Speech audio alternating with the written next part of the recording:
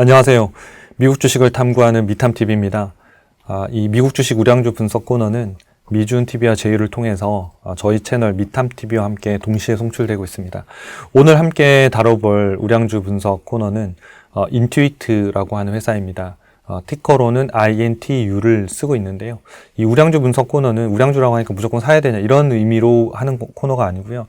데이터에 기반해서 현재 상황들을 보고 이 기업의 사업의 모델과 리스크들을 좀 이렇게 짚어드리는 코너입니다. 그래서 이 종목이 나갔다고 해서 지금 현재 사야 된다 이런 생각들은 안 하셨으면 좋겠고, 이 기업이 향후에 주가가 오른다를 보장하는 것도 아닙니다. 저희는 요 데이터를 가지고 종목 분석, 요 기업 분석들을 통해서 여러분들이 향후에 다른 기업을 분석할 때도 어떤 데이터를 중심으로 보면 되고 이 데이터를 어떻게 해석해야 되는지를 좀 알아서 스스로 여러분들이 발굴하고 투자할 수 있는 눈을 갖추는 데 좀 도움이 되시면 좋을 것 같습니다. 오늘 다룰 인투이트는 재무관리와 일반인들한테 세금 관리 관련된 대행 서비스를 제공하고 있는 회사입니다. 네, 최근에 주가 흐름을 좀 먼저 살펴보고 데이터를 가지고 네 가지 부문에 대해서 좀 살펴드리도록 하겠습니다. 인투이트 주가를 보면 이게 이제 최근 1년 동안의 이제 주가 움직임인데요. 거의 1년 동안에 멈춰 있다가 이렇게 급락하는 구간이 한번 발생했습니다. 그래서 700달러대에 거래되는 주가가 한 530달러까지 빠졌으니까 대략 한 40% 정도가 주가가 특별한 이유 없이 사실상 급락했다고 봐야 되는데요. 물론 이제 연말 이후에 12월 달 이후에 이제 지수가 전체적으로 빠지면서 인투이트도 방법은 없었어요. 그러니까 그거 영향 외에는 다른 뉴스나 이런 것들이 영향을 미치지는 않았습니다. 그래서 주가가 빠졌다가 그 다음에 이제 지수가 좀 회복하면서 주가가 올라왔다가 여기 중간에 보시면 이렇게 중간에 이렇게 뻥 뚫린 구간이 있죠. 한 650, 그러니까 달러 정도 수준에서 한 700달러, 750 이 사이에 보면 구멍이 뻥 뚫려 있는데 이렇게 주가가 완전히 이렇게 올랐잖아요. 이렇게 뻥 뚫린 부분들을 우리가 이제 일반적인 용어로 갭이라고 하고, 그리고 이렇게 올랐을 때를 갭 상승이라고 하고요. 구멍이 뻥 뚫리면서 급락한 케이스를 우리가 갭 하락이라고 우리가 보통 이야기해요.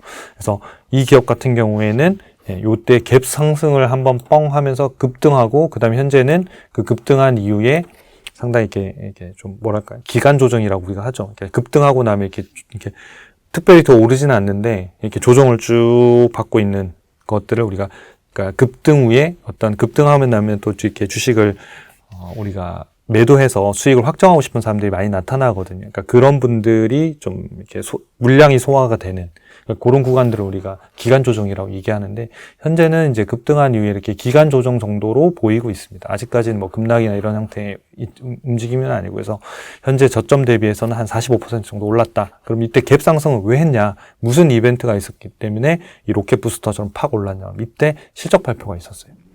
실적 발표를 했는데 예상보다 매출액 이런 것들이 상당히 잘 나왔습니다. 그러면서 시장에서 어닝 서프라이즈가 나오면서 그냥 단일로 하루에 그냥 주가가 점핑하면서 나왔기 때문에 사실은 이때 미리 사지 않았으면 지금 사는 가격이나 점핑하고 난 다음에 사는 가격이나 크게 차이는 없을 것 같아요. 자, 그럼 하나씩 좀 보도록 하겠습니다. 인투이트 한쪽 기업 개요인데요. 한쪽으로 여러분들 핵심적인 내용들이랑 리스크를 좀 다뤄드리고 있습니다. 이 회사의 사업 부문이 여러 가지가 있는데요. 그러니까 첫 번째는 이제 중소기업을 대상으로 하는 회계나 급여를 대행하는 서비스. 회계 재무정보, 세무 이런 것들을 대행해 주는 거죠. 회계 급여 대행 서비스가 있고, 그 다음에 재고 관리 이런 것들을 좀 볼 수 있는 형태의 플랫폼을 제공하는 서비스를 하고 있는 게 첫 번째 사업 부문이고요. 두 번째가 보면 여기 개인 대상으로 한, 이게 꼭 개인은 아닙니다만 개인 대상으로 한 세금 신고를 대행해주는 서비스를 하고 있습니다. 그리고 세 번째는 AI 기반의 대출 등 금융 상품을 추천해서 거기에서 수수료를 받는 모델을 하고 있는 서비스를 제공해요. 그래서 요 세 가지가, 그러니까 특히나 뒤에 있는 부분들은 이제 사업 부문에서는 여기 뒤에 있는 크레딧 카르마라고 하는 사업 부문인데, 요 부분하고 위에 있는 거하고 약간 이질적인 것 같습니다만 또 어쨌든 플랫폼을 통해서 기술들, 테크니컬하는 테크놀로지들을 이용해서 무엇인가의 서비스를 해결하고 있는 이런 회사입니다. 그래서 회사 홈페이지에 가면 이런 화면들이 있는데요. 이렇게 글로벌 파이낸셜 테크놀로지 플랫폼입니다. 이렇게 얘기하는 거죠. 우리는 글로벌한 어떤 금융기술 플랫폼입니다. 그래서 당신의 회사가 상당히 빠르게 성장하는데 뭔가 힘을 실어주는 그런 우리 플랫폼을 제공할게요. 여러분들은 돈 버는데 집중하세요. 이런 얘기가 되는 거겠죠. 그래서 여기 보면 이제 사업 이게 서비스가 있는데 뭐 터보텍스 이게 말 그대로 보면 텍스 세금과 관련된 거죠. 그다음에 퀵북스 그러니까 북스가 보통 이제 우리가 북 그러면 재무제표를 말하는 거거든요. 그래서 이게 우리가 이제 중소기업 대상의 어떤 회계나 뭐 급여 대행 서비스를 하는 게 이제 퀵북이 이제 하는 사업이고요.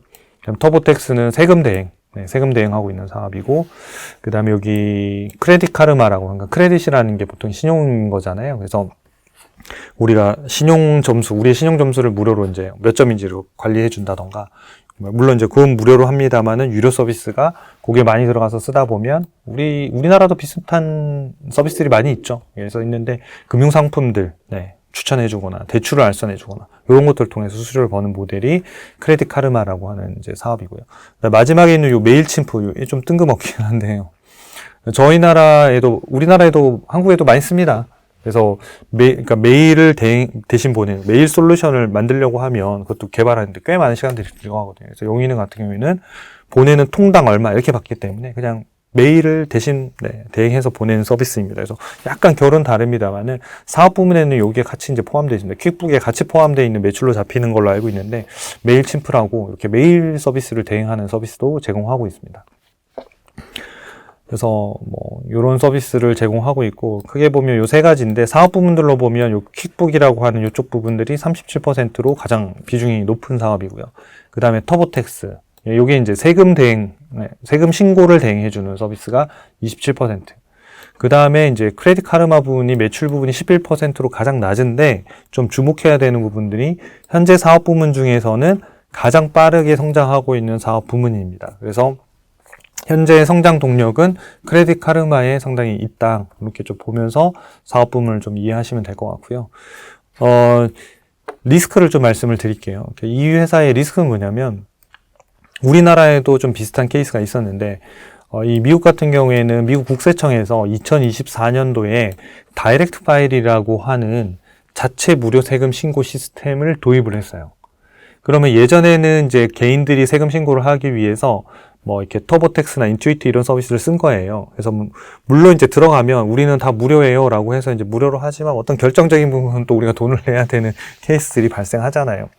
그래서 여기서 이제 수입들이 있었는데, 미국 국세청에서 이제 2024년도에 다이렉트 파일로 이라는 서비스를 만들어서 자체 무료 신고 시스템을 했습니다. 그래서 홈페이지에서, 우리나라도 지금 국세청 홈페이지에서 내가 세금 신고할 수 있게끔. 그러면 예전에는 돈을 내고 민간 기업의 유료 세금 신고 서비스를 썼던 사람들이 국세청에 있는 데서 무료를 쓰게 되면 아무래도 이 매출에 타격을 주겠죠. 그러니까 이 부분이 이제 리스크 중에 하나인데, 2025년도에는 이제 IRS 다이렉트 파일의 예산들이 좀 더 확대가 됐어요. 그리고 민간 업체들이 세금 신고 서비스 할 때 이게 유료 가격이면 가격 의무 공개를 해라. 이런 것들을 포함하면서 이제 법적으로도 상당히 규제가 좀 받고 있는 상태로 좀 들어가서 이 터보텍스 사업 부분들 같은 경우에는 조금 이런 리스크들이 발생한 상황이다.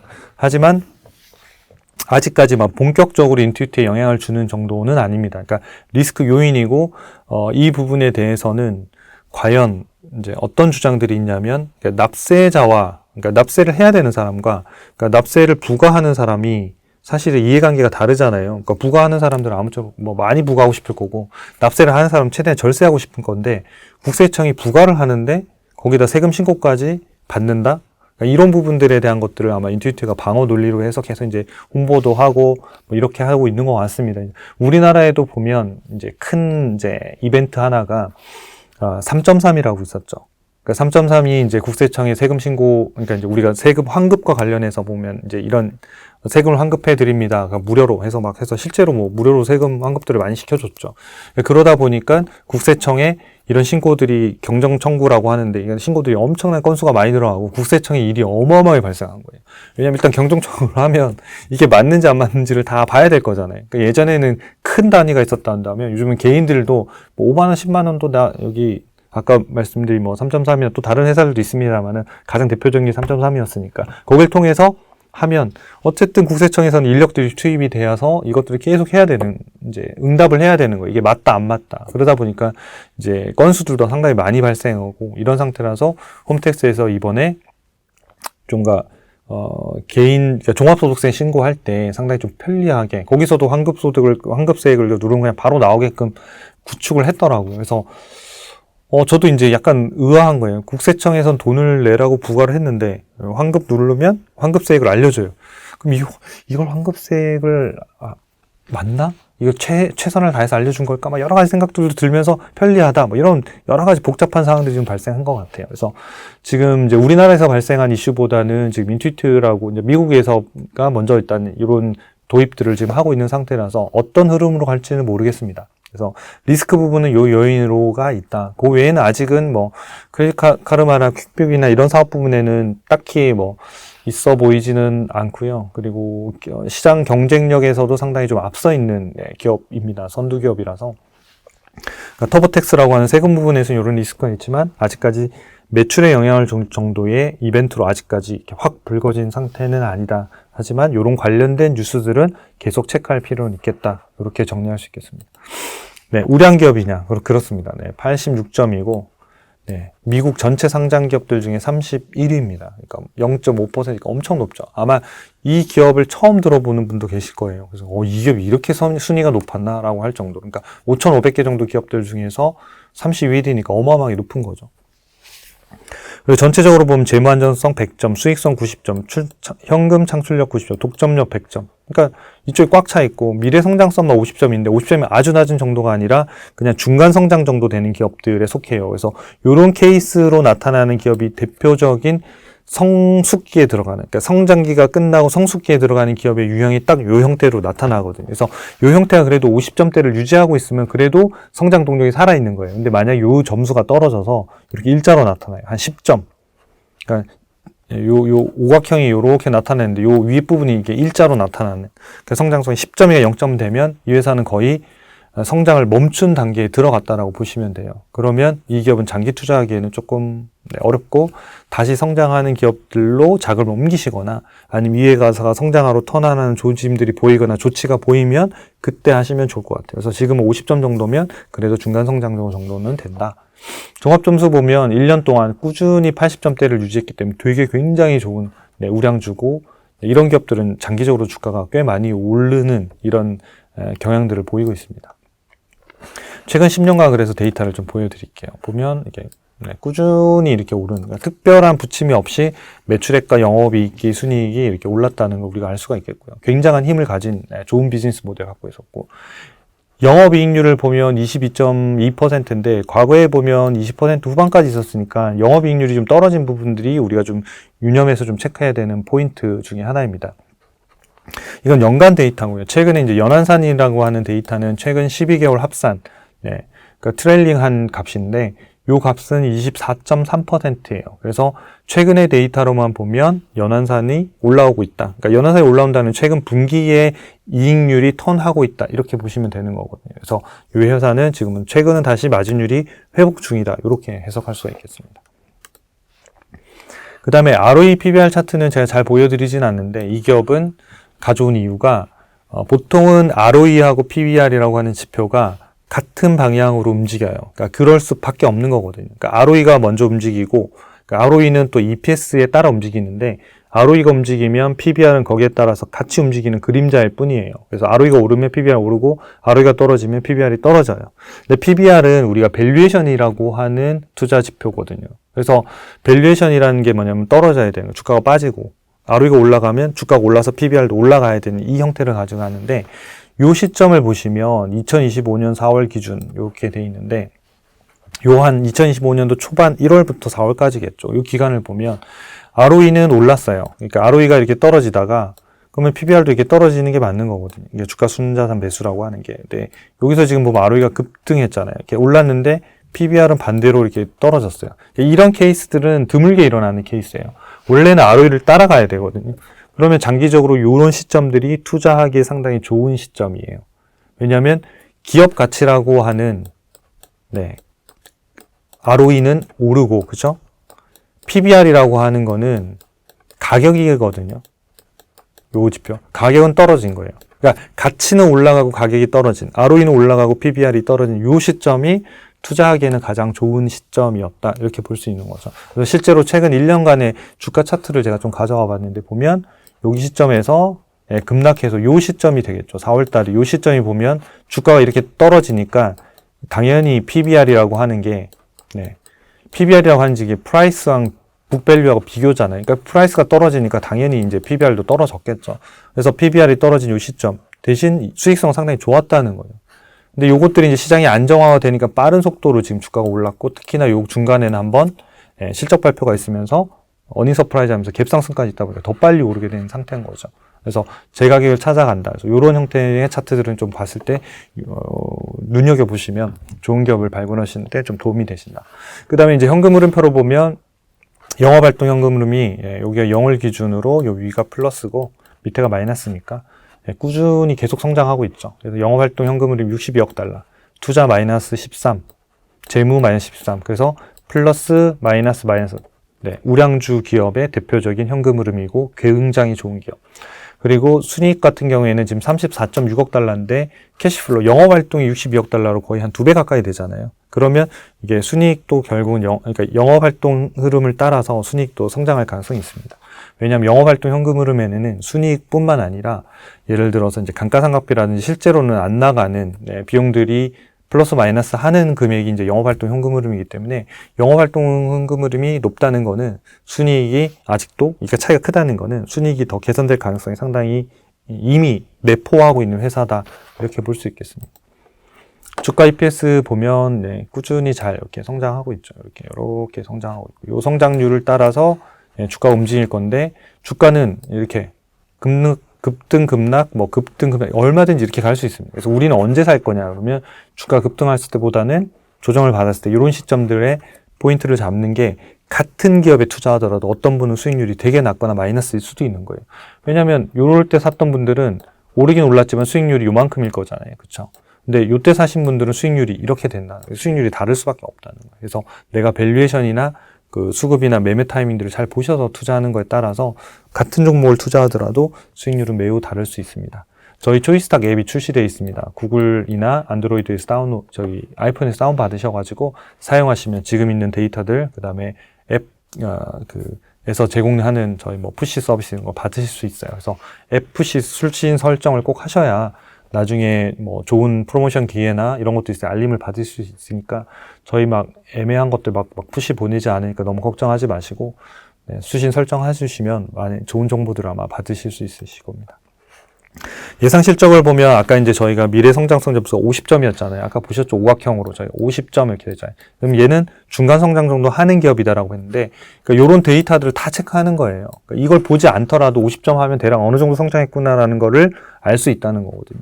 매출액이 187억 달러, 올해 내년도에 210억, 그 다음에 230억 보면 한 12에서 15% 하니까 매출액이 일반적인 성숙기에 들어가 있는 성장률 정도 나오는 거예요. 그러니까 마이크로소프트, 구글 이런 거 비슷한 거죠. EPS 보면 올해 26%니까 조금 높고 그 다음에 17, 17이니까 이 회사도 역시 마찬가지. 중간 정도는 성장하는구나. 이 성장 정도를 놓고 우리가 밸류에이션을 놓고 매매 타임을 정해야겠구나. 이런 형태로 가는 게 맞는 거죠. 주가가 올랐다고 해서 고속 성장하는 기업은 아니다. 이런 거죠. 그래서 요 그래프를 좀 참고하시고 밸류에이션을 한번 볼게요. 이 회사는 보면 밸류에이션도 주가도 보면 이렇게 급등하는 구간들이 잘 없어요. 그러니까 조금씩 이렇게 계단식으로 이렇게 오르잖아요. 그러다 여기 이제 팍 올랐던 이유는 실적들이 상당히 좋아지면서 기업 가치가 팍 점핑한 거거든요. 근데 보면 주가도 보면 그 속도를 맞춰서 이렇게 가는 거죠. 그래서 인투이트 같은 회사들은 적정가 근처나 이하에서 사면 그 기업 가치가 올라가는 속도만큼의 수익률이 발생할 가능성이 상당히 높은 기업인 거죠. 그러니까 그 얘기는 투자 난이도가 낮은 편. 그러니까 언제 사냐 그러면 적정가 근처에서 사면 이 가격이 주가가 그러니까 EPS나 또는 이런 기업 가치 올라가는 속도가 결국 주가의 상승률하고 일치할 거예요. 그래서 그런 케이스가 될 거고 그 다음에 좀 요 노란색으로 쳐드린 기업은 이렇게 저평가 영역으로 다 떨어진 그러니까 두 번 있었거든요. 최근 1년 동안. 이런 시점들은 좀 더 싸게 기록. 지금 이제 주가가 여기고 여기 있습니다. 여기도 만약에 떨어져서 이 정도에 부딪히거나 떨어지면 되게 좋은 기회를 줄 수 있는 형태가 될 것 같습니다. 그래서 예상 실적의 변화들은 당연히 봐야 되고요. 그러니까 실적이 꺾이거나 원래 예상보다 안 나와서 이 밑으로 가면 좀 기다리시는 게 좋죠. 여기는 실적들이 분명히 좋고 잘 나오는데도 불구하고 시장 상황, 시장 전체의 지수 때문에 빠진 부분이기 때문에 판단하기가 훨씬 더 쉬웠던 거죠. 네. 그 다음에 마지막으로 모멘텀 쪽을 보면 5월달 정도에 단기적으로 EMA 차트에서 5일선이 21선을, 그러니까 녹색이 회색을 돌파하는 구간이 발생했고, 이후에 보면 이게 이제 세 개가 정배열이 됐잖아요. 이 시점에. 이 시점에 세 개가 정배열이 되면 그때부터는 주가가 좀 강세 추세로 간다. 반대로 여기 보시면 이렇게 역배열이 됐잖아요. 녹색이 맨 밑에, 그 다음에 회색, 그 다음에 파란색. 이렇게 되면 좀 하락 추세가 강하다. 그럼 이때는 밸류에이션이 싸더라도 사지 말자. 언제까지 떨어질지 알 수는 없으니 수급이 턴하면 사자. 그래서 저희 쪽에 매매 신호도 수급이 턴을 해야지만 매수 신호가 나오거든요. 완전히 밸류에이션 바닥이라고 하더라도 신호가 나오진 않습니다. 수급에서 좀 턴이 돼야지만, 그래야지만 좀 오래 기다릴 수 있잖아요. 자칫 샀는데 하락 기간이 길면 되게 자금이 묶이는 부분들이 있기 때문에 그거 완전 바닥 가격보다는 조금 비싸게 사더라도 어떤 시간적인, 그 다음에 투자에 대한 어떤 효율, 그런 것들을 좀 활용하시면 좋을 것 같습니다. 네, 이제 사이트로 이동해서 제가 인투이트 좀 중요한 포인트들이 인투이트는 좀 있습니다. 그래서 그 부분들을 좀 살펴드리고 정리를 하도록 하겠습니다. 네, 인투이트 들어와 보면 매매 신호는 지금 얘는 지금 4월 28일 날 나왔네요. 4월 28일 날 나와서 624달러의 매수 신호가 나와서 현재 한 22.5% 정도 올라 있는 상태입니다. 그리고 여기 이제 이런 게 이제 갭 상승했던 건데, 오늘은 그거보다는 재무에 들어가셔서 재무 차트에 가면 아까 이제 제가 화면에 썼던 이제 차트들을 이렇게 연한산이나 이런 것들을 이렇게 연간이나 다 보실 수 있는데, 제가 이제 분기를 한번 볼게요. 자, 이 분기를 차트를 눌러보면 어떠세요? 느낌이 좀 이상하죠. 이렇게 보면 이게 매출이 막 뾰족 올라왔다가, 그죠? 이렇게 매출이 뾰족 올라왔다가 그 다음에 또 푹 떨어졌다가 막 이렇게 이렇게 분기별로는 이런 상황이 되잖아요. 그럼 보면 2023년 4월 결산이라고 이렇게 4월이라고 돼 있는 2025년 공사, 2022년 4년 공사는 이렇게 뾰족해서 엄청나게 높잖아요. 그러니까 이런 구간들은 이 회사는 계절성의 실적들을 엄청나게 영향을 많이 받습니다. 그래서 분기 실적을 가지고 분석하시면 안 된다는 거예요. 분기 실적 가지고 분석하시면 연간이거나 연환산, 그러니까 연환산이라는 게 4분기를 합산한다는 거예요. 요렇게 합산하는 거예요. 그 다음에 그 전분기 연환산 값은 어떻게 되냐면 요렇게 합산하는 거예요. 그러면 늘 뾰족하게 튀어나온 한 분기는 늘 포함될 수밖에 없어요. 연환산이니까, 최근 12개월 합산이니까요. 그렇기 때문에 계절성의 효과를 없애주는 효과가 있는 게 바로 연환산 데이터고, 이게 트레일링이라고 하는 데이터예요. 그래서 계절성이 있는 기업들은 반드시 연환산을 가지고 보시는 게 되게 중요합니다. 그래서 이 기업은 제가 아까 말씀드린 대로 분기로는 이렇게 나타나지만, 분기로는 이렇게 나타나지만 연환산으로 눌러보면 전혀 그런 걸 알 수 없게끔 이렇게 스무스하게 그려지는 거죠. 그래서 연환산으로 데이터를 보시면 좋다, 이렇게 말씀을 드리고요. 그 다음에 이 회사의 재무제표를 봤을 때 또 하나 눈여겨봤던 게, 여기 보시면 전체 자산이 자산 내역이 있는데, 자산이 보면 365억 달러예요. 근데 그 중에서 제일 많이 들어간 게 보면 무형자산이에요. 무형자산이 190억 달러니까 한 200달러 정도 되는 거잖아요. 뭐 엄청나게 높은 거잖아요. 그러니까 한 60% 되나요? 50%는 확실히 넘은 것 같고, 그죠? 한 60% 정도 가까이가 되는 거거든요. 그럼 도대체 이 회사는 자산의 60%를 무형자산에 넣는다? 그럼 무형자산이 무슨 돈을 벌지? 이런 얘기예요. 무형자산은 돈을 썼는데 형태가 없어요. 눈에 안 보이는 거예요. 근데 이 회사 보면 무형자산이 이렇게 꾸준히 있었잖아요. 그러니까 과거에 어느 시점에 팍 튀어 올라오는 시점이 있었을 거예요. 지금은 제가 지금은 연간으로만 봐서, 여기 쭉 보면, 여기 있네요. 17억 달러, 89억 달러 하다가 여기 보면 요 시점에 보면 지금 200억 달러 튀어 올랐잖아요. 요때가 무형자산 투자가 엄청나게 많이 있었고, 요때가 보면 2022년도 1월 31일 기준으로 보면 이렇게 팍 튀잖아요. 이때 이후로는 지금 또 똑같잖아요.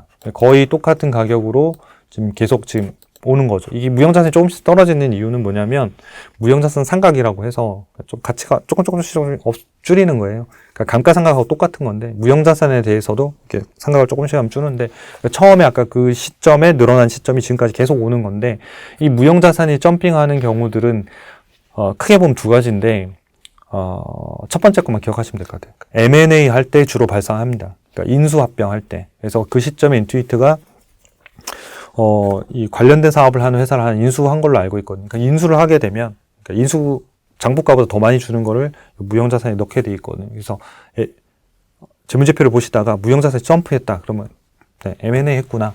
그 M&A를 뭐 했지? 그러면 그 기간에 이 회사 놓고 인수합병 뭐 이렇게 치세요. 기간 놓고. 그러면 인수합병 기사가 나오거나 나는 기사가 안 나오거나 뭐 이렇게 좀 더 찾아보고 싶다. 그러면 기사가 안 나왔더라도 그러면 이제 전자공시 에드가에 들어가셔가지고 그 기간 점핑한 기간에 재무제표 그 사업보고서를 여셔가지고 10K나 10Q 이런 거 여셔가지고 무형자산 영역 있잖아요. 인텐지블 에셋이라고 하는 거를 키워드로 딱 치면 그 영역에 찾아줄 거예요. 그러면 어느 기업에 얼마를 M&A 했고 이런 것들 무형자산 어떻게 반영되는 게 자세하게 나옵니다. 그런 식으로 분석을 하시면 돼요. 그래서 첫 번째는 일단 M&A다. 두 번째는 개발비를 가끔 넣기는 하는데 그거는 큰 경우가 별로 없어요. 그래서 일단은 무형자산이 저렇게 점핑했다 그러면 M&A 때문에 발생했구나. 그 M&A를 통해 성장했구나. 이렇게 보시면 될 것 같고요. 그 외에는 보면 이 회사가 자산이 다 현금이에요. 현금성 자산 54억 달러, 단기 투자 자산 20억 달러. 그럼 이게 74억 달러죠. 네. 그러면 이 회사가 장기 투자 자산은 그렇게 많지 않아요. 74억 달러 정도의 캐시를 갖고 있는 거예요. 74억 달러 정도 캐시를 가지고 있고 지난번에 인수할 때가 보면 회사 한 200달러 정도를 쓴 것 같네요. 네, 200억 달러 정도를 썼고 요 밑에 보시면 뭐 차입금도 70억 달러 정도가 있고 차입금은 뭐 큰 건 아닌 것 같고 그러니까 이 회사 같은 경우에는 지금 보면 영업활동 현금 흐름도 많고 잉여활동 현금 흐름도 60억 가까이 캐시플로우를 1년에 생산하기 때문에 캐시가 계속 잘 쌓일 거예요. 여기에 여기 보시면 이 회사가 캐시 쌓이는 속도를 보실 수 있는데, 네, 여기 보면 여기 보면 2025년 4월, 1월, 10월 이게 3개월짜리잖아요. 그래서 여기 보시면 요거 두 개 합친 게 이제 캐시플로우인데 요렇게 이제 가는 거거든요. 요렇게. 네, 요렇게 가는 건데 이 캐시플로우들이 계속 늘어날 가능성이 좀 있습니다. 그러면 이제 그 늘어난 캐시플로우 가지고 이 회사가 만약에 투자를 계속 할 수도 있고요. 그리고 당연히 뭐 위에 보시면 이런 연구개발비나 판관비 이런 데 투자를 하겠죠. 투자를 하겠지만 그거 외에 뭐 예를 들어서 뭐 M&A 해야 되는 사항들이 있거나 그럼 늘어난 캐시를 통해서 회사를 인수해서 회사의 볼륨을 또 키우는 이런 것들도 할 수 있는 가능성이 있는 그런 현금 흐름을 갖고 있는 좋은 회사다. 이렇게 좀 해석을 할 수 있겠습니다. 그리고 이 회사 이제 배당을 좀 살펴드리면 배당에 들어가면 배당도 이 회사는 배당 매력주 중에 하나예요. 별 5개 중에 4개를 받았는데 그러니까 그 이유는 뭐냐면 배당 수익률이 문제가 아니라 이 배당금이 매년 지금 인상하고 있는 거예요. 이렇게 보시면. 그래서 올해는 4.13달러 정도까지 이상이 되고 그럴 때 시가 배당률이 0.5% 정도 이상이 됩니다. 그래서 최근에 한 12년 연속으로 지금 쭉 배당금을 늘리고 있다. 그래서 배당주로서도 상당히 좋은 흐름이 있다. 마지막으로 하나만 더 보여드릴게요. 팁을 좀 알려드리려고 하는데 이렇게 그러면 인투이트를 분석을 어떤 기업을 찾았는데 이 회사가 다른 기업에 비교해서는 어떤 상황일까를 보고 싶을 때가 있잖아요. 그러면 여기를 누르세요. 기업 개요를, 그러니까 이제, 선택하셔가지고, 요 개요 밑에 보시면, 여기 산업이라고 돼 있는 부분이 있어요, 여기 지금 링크가 걸려 있거든요. 링크가 걸려 있어요. 그래서 요거를 누르시면, 지금 현재 인투이트가 속해 있는 산업을 불러와서 저희가 보여드려요. 여기 보시면, 아까, 테크놀로지, 1분류, 대분류 테크놀로지의 2분류 소프트웨어의 어플리케이션 기업들만 쫙 부른 거예요. 그러면, 여기에서 인투이트가 1등이네요. 인투이트 1등, 코어가드 2등, SAP 3등, 서비스나우 4등 뭐 이렇게 되네요. 쭉쭉. 케이던스 디자인, 엔시스 뭐 이런 데서도 여기에서 이제 미래 성장성이 좀 높은 기업을 고르고 싶다. 그러면 여기 다시 이제 정렬을 할 수가 있어요. 여기 시가총액으로 할 수도 있고 이런 정렬을 할 수 있거든요.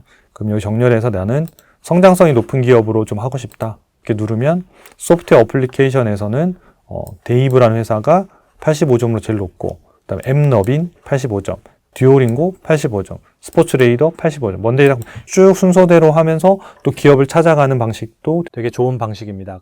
네, 이렇게 활용하시면 도움이 되실 것 같습니다. 네, 이것으로 우리 오늘 인투이트에 대한 종목 발굴 컨텐츠를 마치도록 하겠습니다. 도움이 되셨다면 구독과 좋아요, 알림 설정, 그리고 응원 댓글도 부탁드리겠습니다. 감사합니다.